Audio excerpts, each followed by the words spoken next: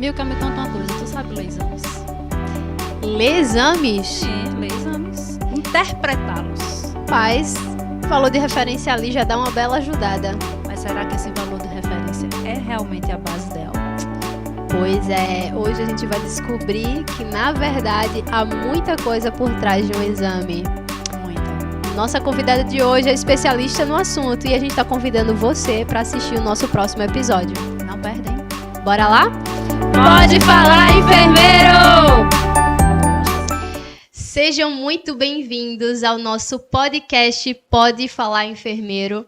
Eu sou Milka Lorena. Eu sou Jeane Gomes. E hoje nós temos mais um episódio, como sempre, maravilhoso. Nós temos uma convidada especialíssima e a gente vai apresentá-la para vocês agora. Vamos lá, Jeane? Vamos embora. Ela é enfermeira formada pela Universidade de Pernambuco. Especialista em saúde pública. Especialista em hematologia e hemoterapia pela residência SES. Enfermeira mestre em saúde materno-infantil. Enfermeira de saúde da família da Prefeitura da cidade de Recife. Professora de pós-graduação nas áreas de oncologia, hematologia e saúde pública. Preceptora de alunos da graduação e residência da Universidade de Pernambuco. Tutora da residência multidisciplinar da Prefeitura da cidade do Recife. Conselheira do Conselho Regional de Enfermagem de Pernambuco, Corém Pernambuco. Coordenadora da Câmara Técnica de Atenção Básica do Corém Pernambuco. Membro da Câmara de Ética do Corém Pernambuco. Parecerista do Núcleo de Ética e Disciplina Profissional do Corém PE. Empreendedora na empresa Carol Soares, Cursos e Consultoria Limitada. Gente, acabei falando, né? Então, nossa convidada de hoje é Carol Soares. Seja bem-vinda, Carol. É um prazer tê-la conosco, Carol. Gente, achei fantástico a ideia do podcast. Gratidão por estar aqui. Eu acho que quanto mais espaço a gente tiver para falar da nossa profissão, da nossa categoria, enaltecer a nossa categoria cada vez mais, é um espaço que deve ser enaltecido, que deve ser valorizado, né? E eu só tenho gratidão por vocês me convidarem, né, e me dar esse espaço de fala no Pode Falar Enfermeiro. Então se sinta muito à vontade, porque esse espaço Pode Falar Enfermeiro é para você que é enfermeiro, técnico, auxiliar de enfermagem, mas não somente enfermeiros, como toda equipe multiprofissional que está nos assistindo e se interesse pelo assunto, que vai ser também rico, porque a gente vai tocar em temas que talvez não seja muito comum das especializações abordarem, das graduações abordarem, né? A gente vai falar um pouquinho, né, da experiência profissional de Carol e, dentre essas especialidades, a gente vai falar um pouquinho sobre a interpretação de exames, que eu acho que pode ser a pedra do sapato de alguns profissionais, né? Eu que acho se que da formam. grande maioria. É verdade. Da grande maioria, porque é uma disciplina que a gente não vê com detalhes Verdade. dentro da graduação. É verdade. Né? É uma coisa Sinceramente, bem por cima. A gente nem vê. E o técnico também não passa por isso aí. Então, na verdade, na graduação, a gente aprende muito a olhar valores de referência, né? E dali sai interpretando. Mas, antes de tudo, vamos entender um pouquinho da tua trajetória, Carol. Eu queria saber o que foi que te despertou a exercer a enfermagem. Como foi lá atrás para você entrar nessa profissão tão nobre? Então, eu costumo dizer que eu não escolhi a enfermagem, né? Eu era muito nova, né? Eu acho que a maioria das pessoas que entram, né, numa universidade, numa faculdade, enfim, que escolhem um curso, muitas vezes se pega meio, eu vou fazer o quê?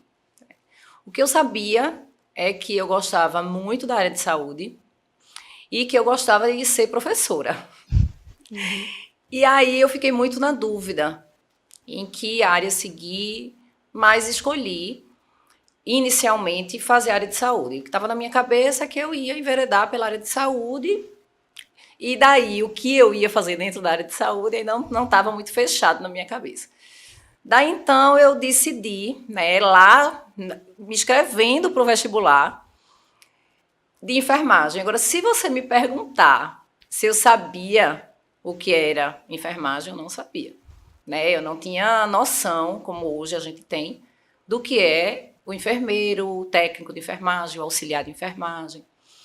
E escolhi de uma forma, inclusive, aleatória.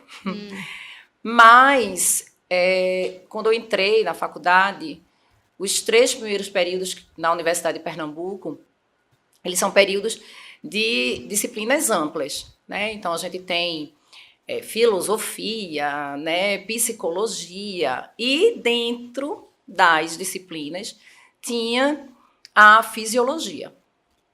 E aí eu costumo dizer que eu me vi, de fato, na área de saúde, quando eu estudei fisiologia e uma outra cadeira que a maioria dos alunos da minha turma não gostavam, que era a bioquímica. Eita.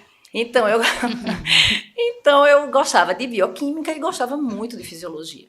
Porque na fisiologia eu entendia o porquê das coisas, né? Então eu entendia aquela disfunção cardíaca, eu entendia o porquê da diabetes, eu entendia o porquê da hipertensão. E, inclusive, como professora, meus alunos que já passaram por mim sabem que eu começo com a fisiologia, como diz a história das coisas, né? Então, de onde vem aquela doença?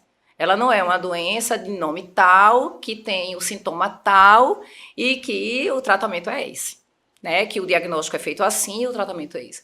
Então, eu costumo ir na base e dizer o que de fato é aquela doença e de onde ela vem, qual é a fisiopatologia daquela doença. E aí eu me aproximei da enfermagem, inicialmente na área de saúde, dessa forma, gostando muito dessas 2 cadeiras. Quando eu entro para o processo de enfermagem, né, que é a partir do 4º período, na minha época era a partir do 4º período, que eu me formei em 2002. Então, quando eu entro na enfermagem, de fato, no lidar com o paciente, na assistência prestada, é que eu consegui assim, associar, né, o que é o diagnóstico com o que eu posso fazer diante daquele diagnóstico. E não apenas na prescrição em si, em focar na prescrição, em focar no que o profissional médico prescreveu e focar ali em administrar aquela medicação, mas entender o porquê daquela doença e, principalmente, entender o que eu posso fazer para além daquilo. E aí eu me vi na enfermagem dessa forma e não me vejo fora da enfermagem. E consegui, obviamente, né, no decorrer da minha trajetória, aliar aquela vontade tão grande que eu tinha de ser professora, né, sendo a professora de, hoje, algumas pós-graduações. E, assim, eu acho de extrema importância, né, a gente falar um pouquinho sobre essa questão da interpretação de exames, como você bem trouxe, né? Não é simplesmente administrar uma medicação conforme a prescrição médica. É importante que a gente entenda de fisiopatologia, de farmacologia, Exatamente. Porque nós somos seres pensantes. Eu costumo falar isso para os meus alunos. A gente não está aqui querendo formar pessoas para simplesmente obedecer ordens. Exatamente. Vá ali fazer um curativo, vá ali fazer um banho no leito, vá ali faça uma medicação intramuscular, mas você questionar se de fato aquela medicação condiz com o que o paciente tem é muito importante. Principalmente, eu falo isso para os futuros técnicos de enfermagem. Porque, assim, a gente tem situações do dia a dia. Eu vi uma história recentemente de um profissional que administrou uma penicilina benzatina na via intravenosa, porque o médico, por engano, fez essa prescrição errada, mas ele, entendendo farmacologia, observando a ampola, vendo tudo condizendo para a intramuscular, fez errado. Por quê? Porque o médico prescreveu. Então, eu acredito, né, que essa questão de entender e interpretar exames é algo libertador para a gente realmente poder não depender de outras categorias, de conversar de igual para igual, né, muitas vezes, com outros profissionais, já que a gente faz também parte da equipe multi. E lembrar também que nós somos parte de uma equipe. E muitas das vezes a gente vê alguns profissionais técnicos, e às vezes até enfermeiros, com medo de questionar o outro colega. Sim. Um médico. Sim. Com medo. Gente, não é para ter medo. Se você sabe daquilo ali, e aí, como o Milka falou, né? Você sabe interpretar isso, se você entende, você tem respaldo para chegar e questionar. Isso aqui é isso mesmo? Exatamente. Então, você tem argumento. Você tem argumento. Então, não é medo, não é ter medo. Fazemos parte de uma equipe multidisciplinar. Né? Então, exatamente. fecha tudo. Então, essa questão da interpretação de exames, a gente queria entender um pouco sobre a atuação da enfermagem nessa questão de interpretar exames, em que momento a gente vai utilizar, como a gente pode, durante o nosso dia a dia, seja num consultório de enfermagem, seja na parte hospitalar, como a gente pode atuar nessa questão de interpretação de exames. Na verdade, a interpretação de exames, a solicitação, né, e, por consequência, a correlação entre exames e a interpretação, muita gente, depois que eu abri meu Instagram, né, que eu, de fato, decidi ensinar, inclusive lá no Instagram, a interpretar, ainda que, obviamente, né, em pouco tempo, no Rios, enfim.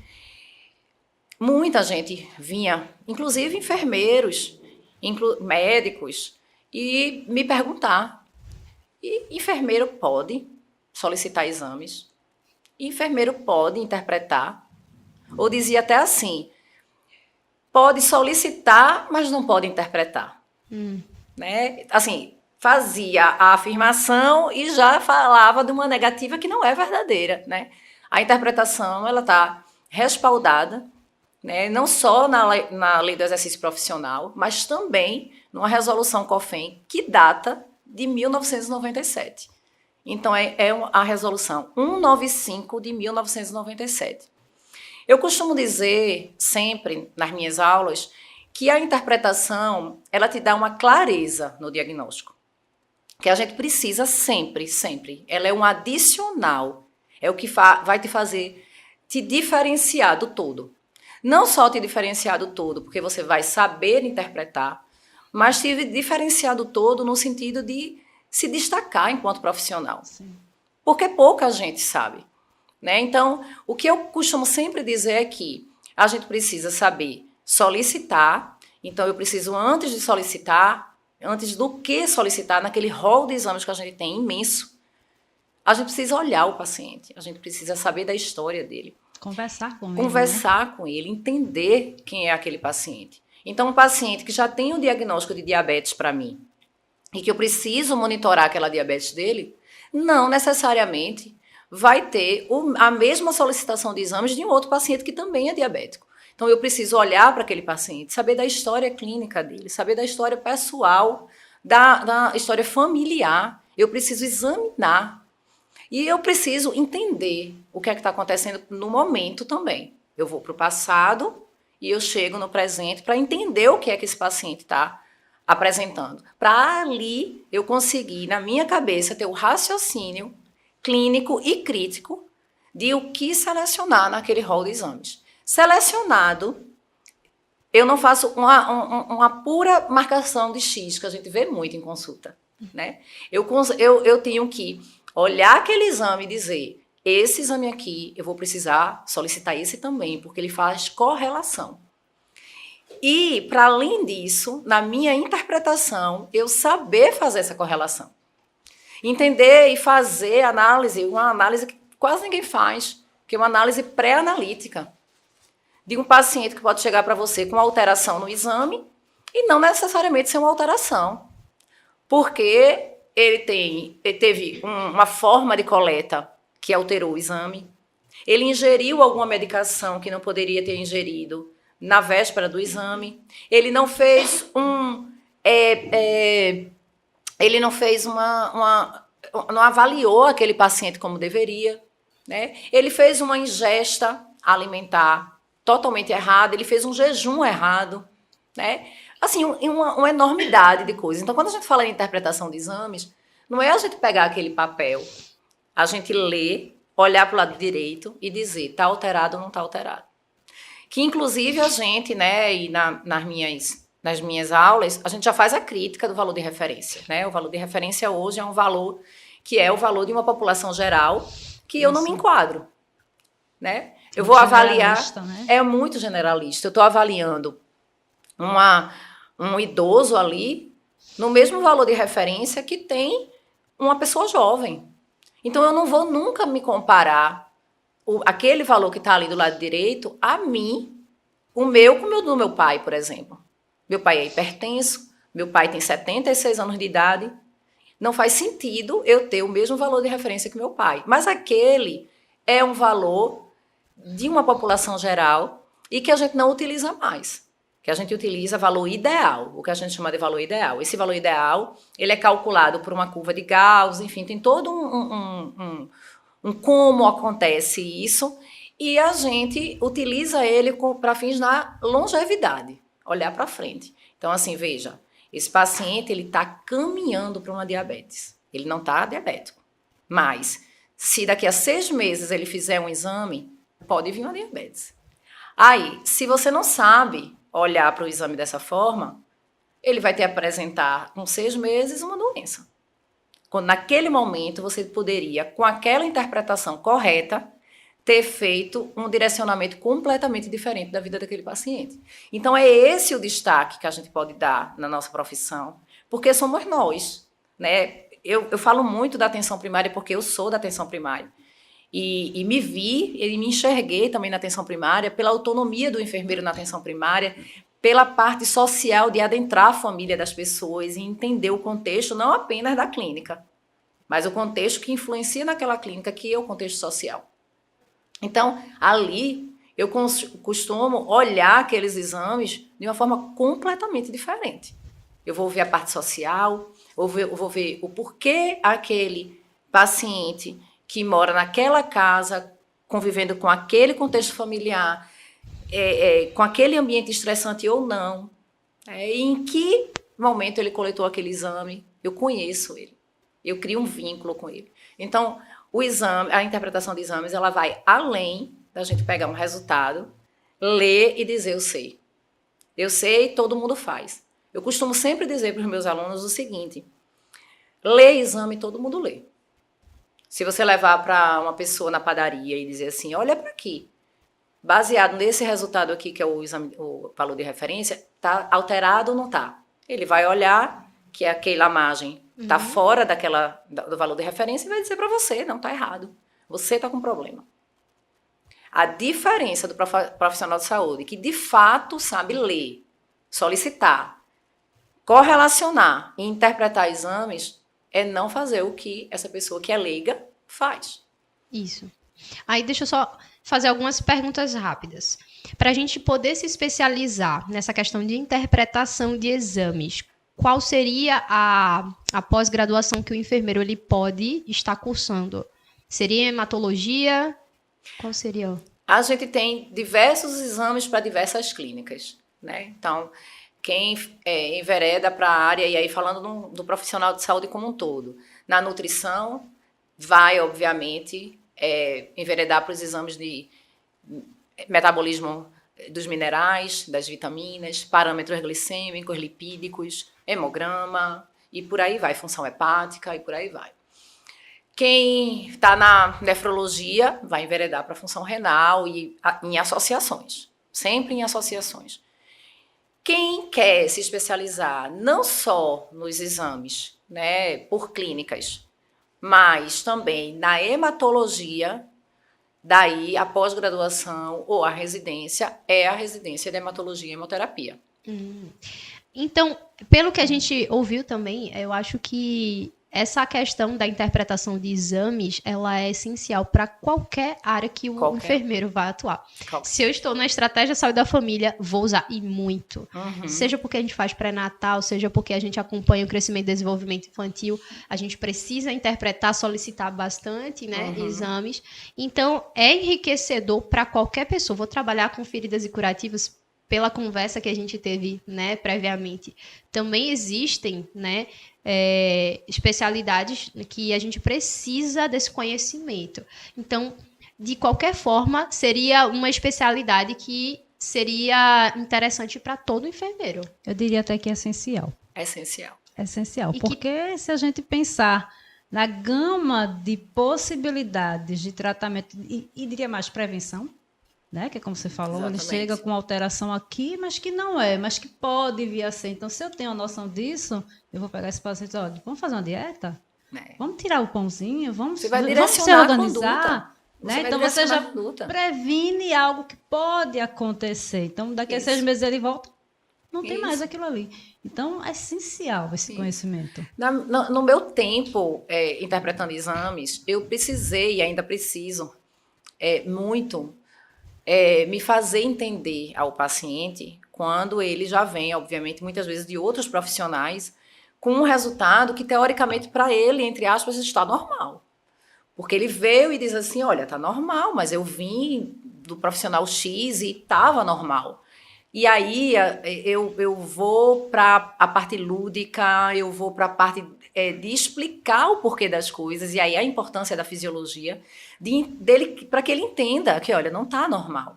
Para falar de uma possível diabetes, né? A diabetes, inúmeros artigos mostram que a diabetes, ela te sinaliza 10 anos antes.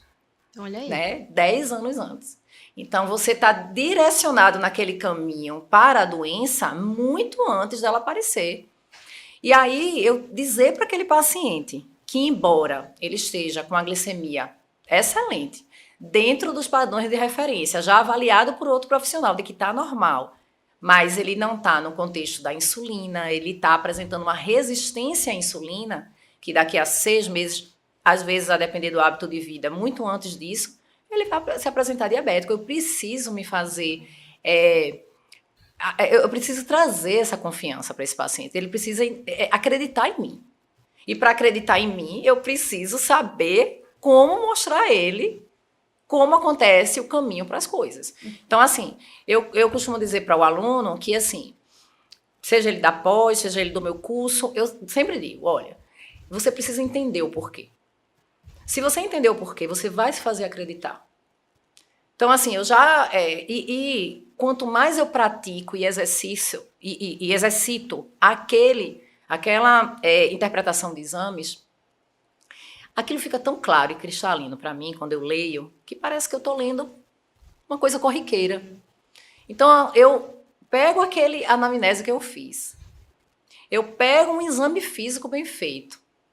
E eu fecho com uma clareza que eu olhei ali, eu digo, é claro que é isso. E às vezes eu recebo exame de profissionais, de alunos meus, assim, que saem do curso e ainda estão inseguros, né? Poxa, eu acho que é isso, mas eu vou mostrar a Carol se é mesmo. Carol, vou te dizer, a história do paciente é essa. O exame é esse. E eu acho que é isso. Eu digo, por que você acha que é isso? Por isso, por isso, por isso. Faz um raciocínio, assim, perfeito. Perfeito. Eu digo, e qual é a sua insegurança? Senão eu queria só confirmar. Mas, assim, é porque é o aprender do alicerce. Não é o aprender de que isso aqui é importante, você associa com isso e faz isso, sabe? É o entender o porquê das coisas. Já pegando esse gancho do aprender, né? Você como professora, né, instrutora dentro desse processo, né? Você também falou que foi para as redes sociais. Isso. E aí é o que a gente hoje é a forma de divulgar numa grande massa. Isso. Né? As redes sociais. Então, fala um pouquinho para a gente como é que é essa coisa de ser preceptora, influenciar na formação desses profissionais e também dentro desse contexto aí com a internet, porque a internet ela é um desafio para a gente que não tem o hábito, né? Uma coisa que você vem, a galera jovem aí pega, vai e se embora. Eu, pelo menos, eu confesso que é um desafio para mim. Às vezes eu assim, meu Deus, eu tenho que fazer esses stories, meu Deus, eu tenho que fazer isso aqui. Mas é isso que chega lá. Então, fala um pouquinho sobre essa influência como preceptora e influenciadora dentro do digital também. Eu acho, assim, fantástico a internet. Eu acho que, assim, se na minha época, eu sempre falo isso. Se na minha época de estudante eu tivesse a internet que eu não tinha, nossa, eu tinha aprendido tão mais e tão mais rápido e eu tinha feito tanta coisa diferente, sabe? Então, quando eu criei esse Instagram, que é um Instagram profissional de fato, eu criei muito amador, sabe? Eu dizia, o aluno, eu dava uma aula, aí o aluno dizia assim, fala disso no teu Instagram, pra gente não esquecer. Aí eu ia, montava um esqueminha de interpretação de exame e pá, jogava lá. E ia fazendo isso. E aí, cada vez mais que eu me apresentava nas aulas, eu botava lá no Instagram. Aí as pessoas diziam, meu Deus, Instagram. Mas era, minha gente, uma coisa assim muito amadora, sabe? No sentido de, eu pegava um papel, né, de resultado de exame, e ainda faço isso, viu? Eu ainda faço isso. Mas pegava e começava a desenhar a interpretação ali. Assim, faz assim, dessa forma faz dessa, e daí foi. E as pessoas começaram a gostar muito daquilo. E as pessoas diziam, mas é massa isso, que negócio arretado, Carol, faz mais, faz mais. E aí eu costumo dizer que eu fui empurrada para a rede social. É ainda muito difícil para mim lidar com a rede social. Porque, como eu falei aqui para vocês, assim, tem muita gente que questiona, né? Mas sua formação é enfermeiro. Mas não é só médico que interpreta exames, não. Ou não é só biomédico, ou não é só nutricionista, sabe? Então, eu tenho ainda que aprender muito a lidar com isso, no sentido de que eu respondo da forma mais educada possível, porque eu entendo que é uma desinformação, uma ignorância, de fato. Isso. E que eu estou naquele espaço para difundir que nós, sim, também estamos na hematologia, também estamos na interpretação, e como preceptora, esse é o meu papel. Mas é um Instagram que ele tem crescido muito, né? Ele tem atingido muitas pessoas. Eu tenho me sentido muito orgulhosa do trabalho no Instagram, no sentido de que eu já ajudei muita gente sem nem saber. Isso. E que as pessoas me abordam e dizem, olha, Vê, aquela interpretação que tu colocasse no vídeo sobre a diabetes mascarada, né, que é exatamente isso que eu iniciei falando com vocês, ajudou. Por quê? Porque eu levei a minha mãe, eu sou profissional de saúde, eu levei a minha mãe, eu retornei para o médico, a gente começou a mudar hábito. E então é uma coisa que, assim, que transcende, né, a preceptora, Carol, sabe? Atinge pessoas de uma forma para a vida das pessoas. E não apenas, não que não seja muito, mas não apenas o aluno, sabe? Ele passa, ele rompe outras barreiras. Isso. O legal disso também legal, não, muito, muito importante, né, que você trouxe aí, é quebrar essa coisa de um enfermeiro não pode. Paradigmas. Isso, não pode, não deve. O quê? Como assim? Isso. Você é enfermeiro? Isso. Gente, enfermeiro pode tudo quanto for possível para ele. E é muito bom isso, ver que dentro das redes sociais ela tem esse poder de quebrar, conscientizar, ajudar, né? E transformar, porque você está transformando. Isso. E a gente falou muito, a gente entrevistou Priscila Ferraz. Sim. E a gente estava justamente comentando, né, a dificuldade dos enfermeiros em abrir consultórios de enfermagem por conta da ignorância, né, não somente da população, como até de algumas instituições, né? Às vezes autorizam, mas vem outra pessoa e embarga. Não tem como vocês abrirem, porque vocês não têm liberdade de fazer isso. E a gente tem que estar reafirmando, olha, de acordo com a legislação tal, a gente pode sim. E é importante pessoas que levantam bandeiras. Querendo ou não, Carol, você está abrindo aí portas para as pessoas que talvez não tenham atinado para essa área. A gente está aqui conscientizando a população de que enfermeiro pode interpretar exame, enfermeiro pode solicitar exames. Nesse caso, a gente até falou sobre a questão de algumas matérias que circularam, né, um tempo atrás, de postos de saúde, saiu até na Globo, a gente falou sobre isso, que estava sem médico, e a população caindo em cima porque o enfermeiro estava fazendo pré-natal, e aí veio o questionamento, que absurdo, o enfermeiro fazendo pré-natal. E aí o Corém foi lá e teve que corrigir essa reportagem, porque o pessoal realmente ficou achando que a gente estava cobrindo o buraco de uma coisa que a gente não poderia fazer. Fazendo algo indevido. Exatamente. E faz muito bem feito.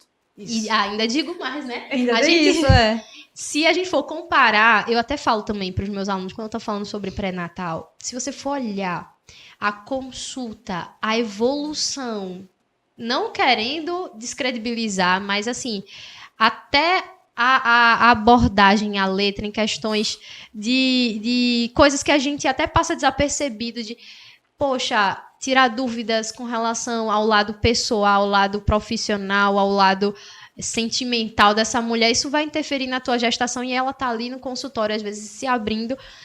E é muito bonito de ver, né? Essa autonomia que a gente tem na área da atenção básica. Então, a população precisa entender que a gente tem esse papel. E também, uma coisa que eu achei interessante que a Carol falou é que o teu Instagram, ele ajuda profissionais, mas até pacientes, né? Pessoas que não são da área, mas que agora eu entendi que talvez a minha glicose pode não estar tão bem assim. Não é porque eu estou num valor de referência de que eu estou ali fora de perigo, né? Então, nesse caso, você está sendo pioneira. Eu não sei se tem alguém que te inspirou. Existiu algum enfermeiro que você observou que, poxa, eu migrei para essa área de hematologia por causa dessa pessoa? Existiu essa referência para você? Como hematologia, não. Por quê? Porque a minha residência, ela foi a primeira do estado. E por que eu escolhi a hematologia, né, na residência? Eu já entrei na atenção primária. E aí, comecei a estudar para a residência. Não existia a residência de hematologia e hemoterapia, mas eu sempre gostei da área de hematologia, já tinha feito cursos na Universidade Federal na área de dos biomédicos, né, da biomedicina, sobre interpretação de exames, porque eu sempre gostei. E aí, quando abre, né, a residência, que foi o primeiro ano da residência, só tinham 2 vagas e eu disse, meu Deus, eu preciso entrar na residência e me especializar. Será que eu vou enveredar por essa área que tem 2 vagas e que não é uma área que eu nunca tinha visto enfermeiro atuando no sentido de, assim, de dizer, eu sou especialista. É óbvio, né? No Hemocentro, no Hemop, tinha e tem profissionais assim que me inspiram até hoje. Mas, assim, era a primeira residência, era a primeira especialidade. E eu não conhecia outra pós-graduação que tivesse. E daí eu disse, não, eu vou fazer porque é uma coisa que eu gosto. Eu achava, minha gente, assim, como as células do corpo da gente trabalham de uma forma, uma perfeição. A ponto de você não precisar tomar uma medicação. Porque você tem uma imunidade, seja ela inata, que você nasce com ela, quanto a adaptativa, que é aquela que você adquire nas vacinas em uma outra doença, e te faz ficar bom, sem necessariamente precisar te medicar. Então, isso para mim era fantástico, assim. E aí, quando eu entro na hematologia, na residência de hematologia, isso foi abrindo, assim, para mim.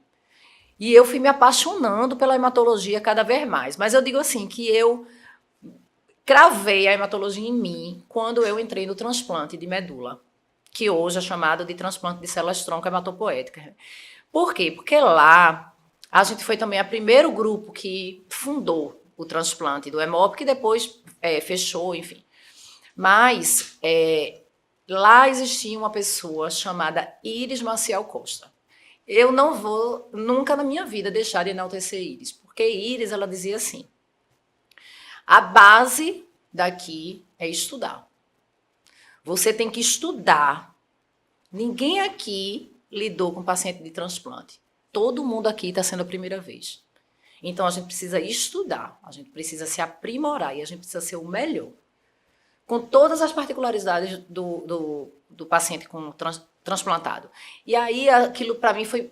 Eu fui estudando cada vez mais a hematologia, eu fui entendendo mais ainda a função das células, eu fui entendendo a interpretação de exames, eu fui entendendo a importância da gente saber a interpretação de exames, porque lá a gente tinha autonomia para isso. A gente não era executor de tarefas, sabe? A gente era participante daquilo e a gente fazia análise crítica, inclusive, em cima da assistência. Não só prescrita, como a assistência que a gente sabia que tinha que prestar. E aí eu enveredo por essa área com profissionais que foram surgindo depois e que foram me inspirando depois, né? Como Iris, como Neuza, como Catiúcia, enfim, com vários profissionais que de fato me inspiraram, mas me inspiraram depois que eu entrei. Interessante. Eu acho que eu vou até fazer essa pergunta padrão no podcast, porque querendo ou não, a gente sempre tem alguém que a gente faz... Inspira, né? Até se apaixona mais pela Isso, enfermagem. exatamente. Eu digo que na faculdade, a cada disciplina que passava, eu ficava me apaixonando ainda mais e entendia que realmente era a minha profissão.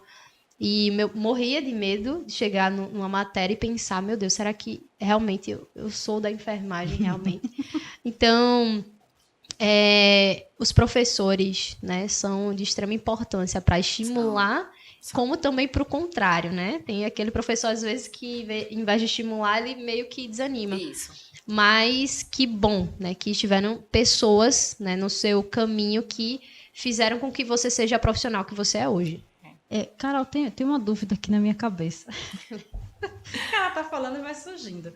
A gente tá falando muito, você tá trazendo muito pra gente esse mundo, né, que tá aí já, sempre esteve, né, mas que você tá descortinando ele para a sociedade, para a enfermagem, para um todo. A gente tem, para os enfermeiros a nível superior, a gente tem a pós-graduação, as residências, e para o técnico de enfermagem que está se formando hoje, como é que ele pode atuar dentro dessa área? Existe alguma formação, existe alguma capacitação, existe algum curso de curto tempo, de curta duração, que esse técnico possa se aprofundar e também ter essa excelência no atendimento? A gente tem muitos cursos de extensão para técnico de enfermagem, de hemoterapia, que é uma outra área. Existe a hematologia e existe a hemoterapia, que são as ações transfusionais, né? Que não se restringe apenas a gente colocar uma bolsa de transfusão, por exemplo. Então, a gente tem muito enveredado para o técnico essa área da análise clínica, né? No sentido da coleta, né? Como flebotomista, que não necessariamente precisa ser técnico. A gente tem da análise, né? Do processamento do sangue. E a gente tem da hemoterapia. Então, a gente pode pensar no técnico nessa área, nesse rol da hematologia. Mas eu costumo também falar que, assim, o fato só o enfermeiro, pela resolução, poder solicitar e interpretar, isso não quer dizer que o técnico de enfermagem não possa acompanhar essa função do enfermeiro. Porque é muito importante que a gente cada vez mais empodere a profissão, seja ele como profissional de nível superior ou como profissional de nível médio. Por que eu digo isso? Porque muitas vezes, inúmeras, né, a gente está diante de um paciente e a gente precisa, e eu com toda a expertise que eu sei que eu tenho na interpretação, por várias vezes eu já tive colega técnico de enfermagem e eu já tive estudante de enfermagem comigo, que disse assim, já sei, é isso. Então, te direciona para aquela conduta. E eu costumo dizer, quem mais me ensina hoje são os profissionais que eu ensino. Então, eu aprendo tanto com essas pessoas, porque me direciona de que forma eu vou aprender, me direciona de que forma eu vou lidar com o paciente, me direciona e me coloca ainda mais a importância de estudar. E o técnico de enfermagem não foge disso. O técnico, ele não é técnico. Eu costumo sempre dizer isso para os técnicos que trabalham comigo. Assim, o técnico, ele não é técnico porque ele é executor. Né? O técnico é técnico na nomenclatura de ser o nível de curso técnico. No entanto, ele precisa ir além daquilo. Obviamente, ele, pela resolução, não pode solicitar exames. Mas ele pode sim acompanhar a interpretação. Isso. E assim, a investigação para um diagnóstico é uma ação meio que de detetive. A gente vai rastreando pela clínica, pelos exames, e o técnico ele está ali na ponta, conhecendo o paciente. Então, ele é de extrema importância na coleta de informação. Ele precisa ajudar para poder interpretar, será que realmente na hora da coleta não houve contaminação? Exatamente. Não houve a análise pré-analítica do técnico. Né, eu saber, a gente fala de uma coisa tão assim, que eu disse assim, mas meu Deus, Carol, até isso. Mas a coleta de um sumário de urina.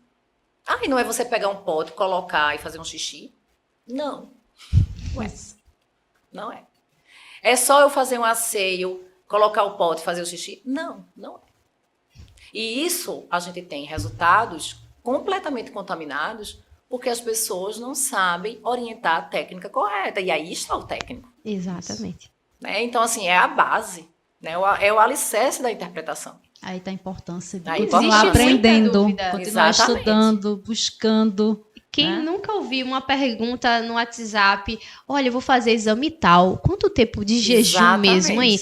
É 7, é 12 horas, eu não sei se eu posso beber água, se eu não Como posso beber até que água. horas? Exatamente. Para o Beleza, remédio ou como? não para o remédio que eu tô É, tomando? isso. Aonde eu armazeno? Tem algumas colas que a gente vai armazenar na geladeira. Como é que a gente vai fazer isso?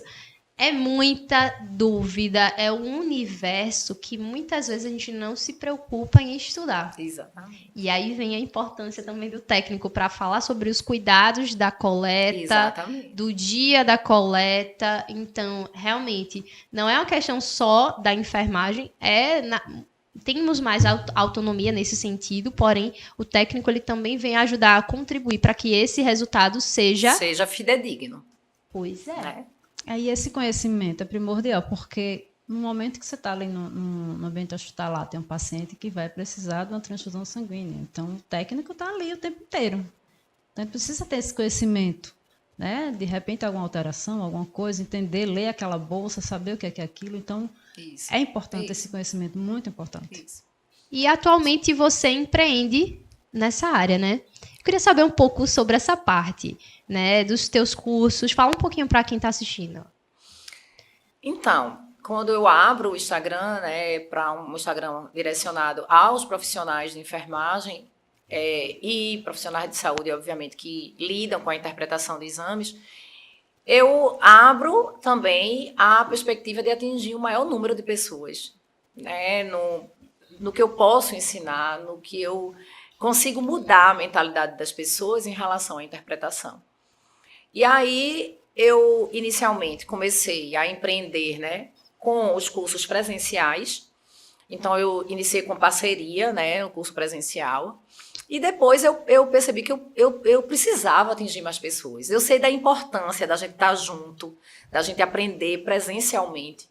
Mas eu também sei da importância da gente chegar lá naquela pessoa que está no interior do estado, que não consegue vir para cá, ou que está em outro município e que queria ter essa aula e não teve acesso ainda. Então, eu começo a empreender no digital, no curso online. Né? Hoje, a gente tem um curso rodando, que é o curso de interpretação, que a gente chama de primeiro módulo, que a gente tem os módulos, algumas aulas, a gente não consegue dar todas, obviamente, e a gente está para lançar agora um curso, que é o curso de interpretação de exames com enfoque no tratamento de feridas. Tratamento de feridas, qual é a diferença? Né? O estomoterapeuta, a pessoa que é especializada em tratamento de feridas, ele sabe muito e se aperfeiçoa cada vez mais em cobertura, na melhor tecnologia a ser utilizada naquela ferida, e de que forma realizar o melhor debridamento, qual é o debridamento autolítico, qual é o mecânico que eu utilizo, a melhor técnica, a utilização de tecnologias como laser, por exemplo, então se aprimora no curso de laser e vai se aprimorando.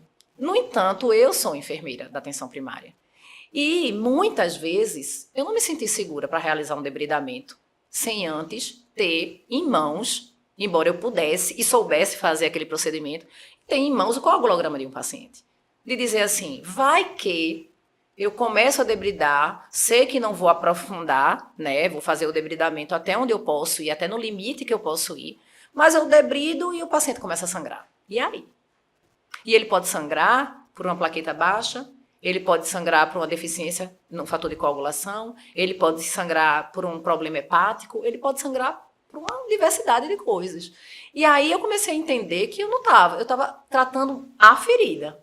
Eu não estava tratando o paciente de uma forma holística, sistêmica.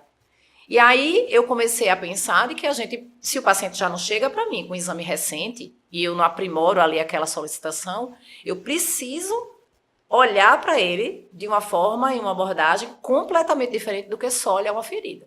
Exatamente, porque a ferida, ela não cicatriza só de fora para dentro. Exatamente. Ela é de dentro para fora. Exatamente. Então, esse paciente tem deficiência nutricional. Isso. E tem a questão do diabetes, né? A diabetes, diabético, como é o que fica paciente isso não aí? é diabético, não tem deficiência nutricional, mas tem uma Vascular. dislipidemia, um colesterol elevado. Onde é que isso afeta na minha cicatrização?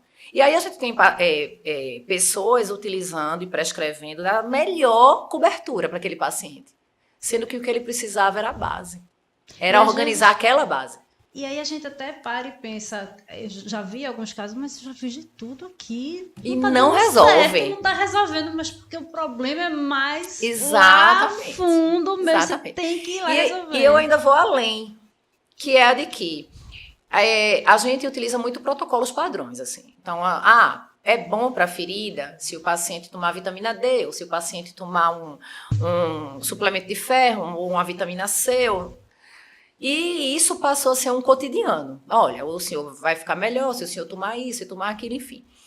Mas, muitas vezes, o paciente gasta, né? Quando o paciente está no serviço particular, né, muitas vezes sem poder, mas entendendo que o SUS muitas vezes não fornece aquela melhor cobertura, ele paga por ela.